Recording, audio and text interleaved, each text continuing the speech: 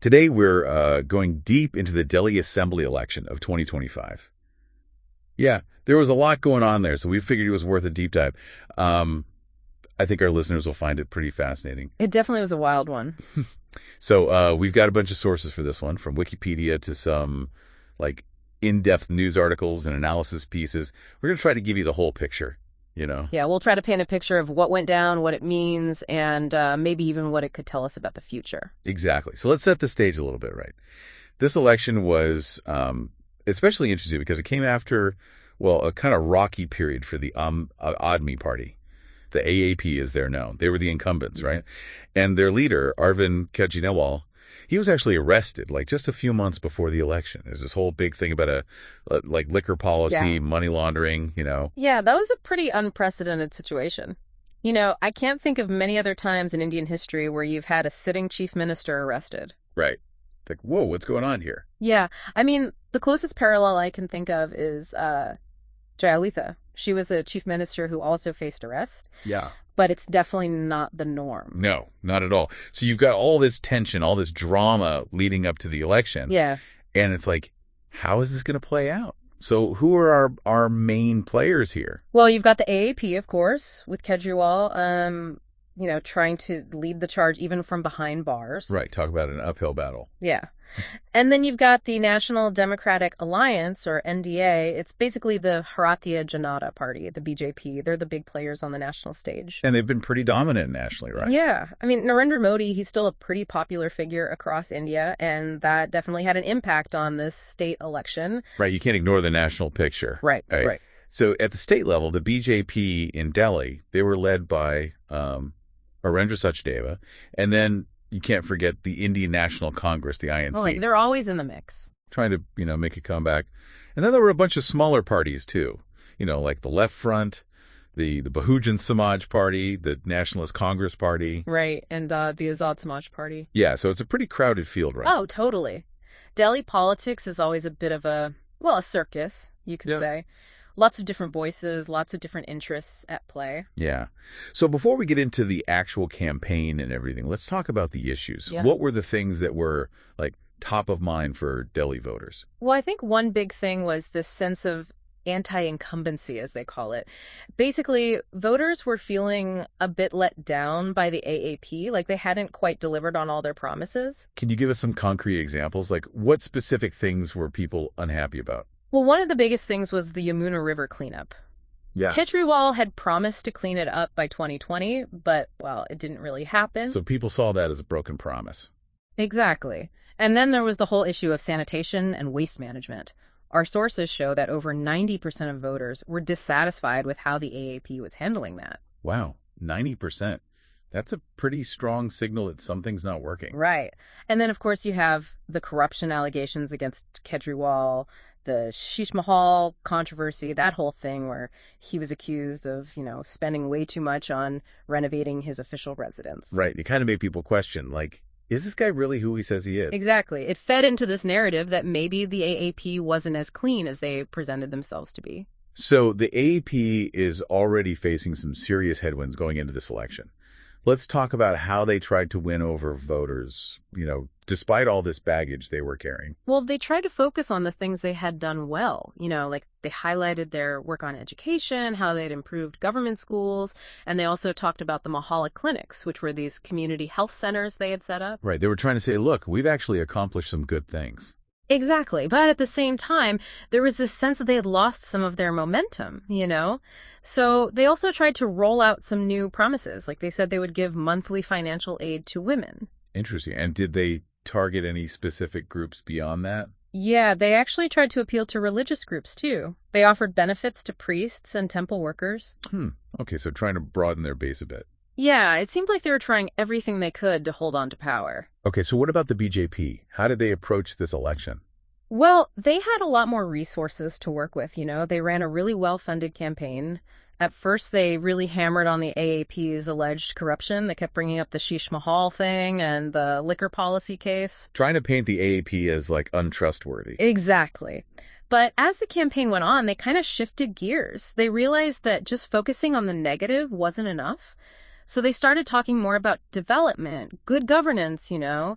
They promised better infrastructure, better public transport, and of course, they promised to clean up the Yamuna River. So they were basically trying to offer a positive alternative to the AAP. Right. And they did something really interesting. They promised to continue some of the AAP's popular policies, like the free electricity and water schemes, for example. Wow, that's bold. So they're basically co-opting the AAP's playbook. Yeah, you could see it that way. It was a risky move. Some people might see it as cynical, you know, like they were just trying to buy votes. But on the other hand, it showed that they were willing to adapt, to listen to what voters wanted. Right. It was a recognition that those policies were popular for a reason. Okay, so we've got the AAP trying to defend their record and the BJP offering like a mix of attacks and promises. What about the Congress? What was their strategy? Well, they tried to position themselves as the experienced, stable option. You know, the party that had been there before and could be trusted to get things done. Like the steady hand on the wheel. Yeah, exactly. They organized this big Delhi Justice March that went on for like a whole month, and they used it to attack both the AAP and the BJP. They talked about pollution, inflation, unemployment, you know, all the big issues. So trying to appeal to voters who were dissatisfied with both the major parties. Right. But honestly, they just didn't have the same resources or the same energy as the AAP and the BJP. It felt like they were struggling to keep up. Okay, so we've set the stage, we've got the players, we've got the issues. Now the big question. Who won this political showdown? Drumroll, please. Well, let me tell you, the results were a real shocker. It was like a political earthquake hit Delhi. The BJP, they just swept in and took it all, winning 48 out of the 70 seats. A landslide victory for the BJP. And a major comeback after 27 years out of power in Delhi. It was a total reversal of fortune from the last election. Remember, the AAP won like 62 seats back then. Yeah, it was a huge victory for them back in 2020. This time they only managed to hold on to 22. And to make things even more dramatic, even Kejriwal, the AAP leader, he lost his own constituency. Wow, that's got to sting. Yeah, he lost New Delhi to the BJP candidate, Parvesh Verma. It was a big symbolic defeat. Really raised questions about Kejriwal and where the AAP goes from here. So what about the Congress? Any signs of life there? Not really. They couldn't even win a single seat. This is the third election in a row where they've been completely shut out. Ouch. So it seems like this is really a two-horse race between the AAP and the BJP. Okay, so the BJP won big. 48 seats is a pretty commanding majority. Where did they do the best? Like, what were their strongholds? Well, if you look at the map, it's pretty clear. The BJP, they basically dominated West Delhi, took almost every seat in that region. West Delhi was a BJP ways, huh? Yeah, totally. And they also did really well in North Delhi and parts of South Delhi. It was a pretty widespread victory, geographically speaking. Okay, so where did the AAP manage to hold on? Where were they still strong? They were mostly concentrated in Central and East Delhi, particularly in areas with a lot of Dalit and Muslim voters. So they still have some solid support, but it's much more concentrated than it used to be. Exactly. It's like their base has shrunk, become more concentrated in certain areas. So to really understand how things shifted, we should probably zoom in on some specific constituencies. You mentioned West Delhi was a BJP stronghold. Could you give us an example of a race there that kind of tells the story? Sure. Let's look at Vikas Puri. The BJP candidate, Pankaj Kumar Singh, he beat the incumbent AAP MLA Mahinder Yadav. And was that a close race, or? Not really. It wasn't even close. Vikas Puri has always leaned towards the BJP anyway. This election just kind of solidified their grip on the area. Okay, so pretty decisive win for the BJP there. Did the AAP manage to win any seats at all in West Delhi? They did win a couple, like Tilak Nagar and Delhi Cant, but that was it. Yeah, just a sliver compared to what they won last time. So it seems like the BJP's message was really resonating in West Delhi. Definitely. Now let's hop over to Central Delhi. You said that was one of the few places where the AAP was still competitive. What's an example of a race there that illustrates that? Matiya Mahal is a good one. The AAP candidate, Ali Muhammad Iqbal, he won by a huge margin. Like, it was one of the biggest wins for the AAP in the entire election. Interesting. And Matiya Mahal has a large Muslim population. Right. It seems like the AAP still has a pretty strong connection with certain communities, especially Muslim voters. Okay. What about East Delhi? You mentioned that as another area where the AAP did okay. Any particular race there that stands out? Yeah, Babarpur is a good example.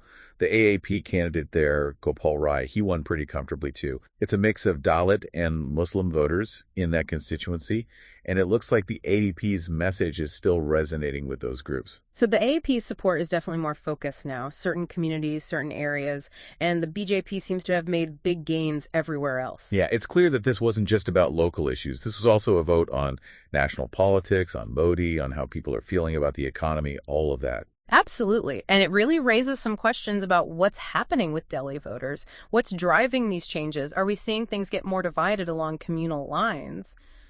Or are there other things going on here? Yeah, we got to try to understand what's happening inside the minds of the voters themselves. Right. What are their motivations? Why are they voting the way they are? All right, so let's get into the minds of those Delhi voters.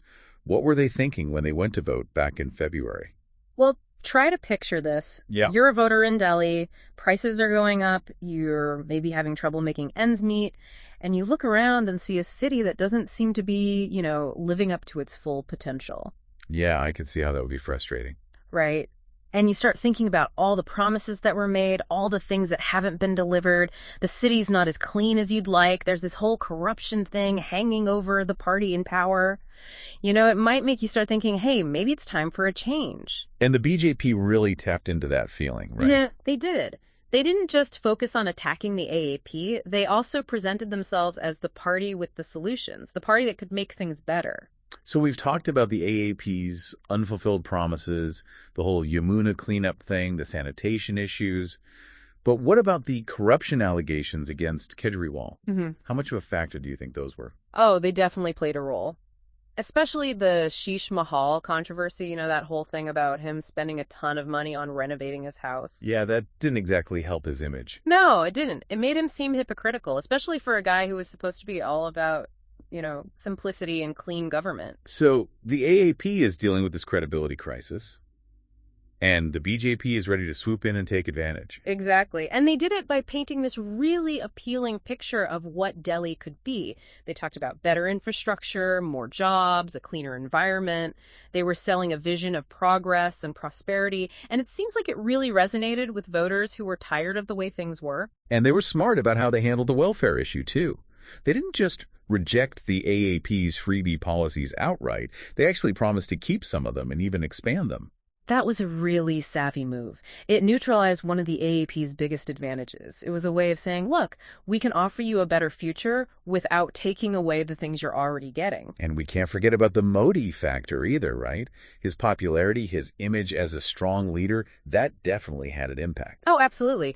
The BJP really leveraged Modi's star power. He was a constant presence in the campaign, holding rallies, reminding everyone of his vision for India. They tied their local campaign to this bigger national narrative, and I think that really resonated with voters. So we've talked about motivations, we've analyzed strategies, we've looked at all the factors that contributed to this pretty dramatic shift in Delhi politics. But what's the big takeaway here? What does it all mean?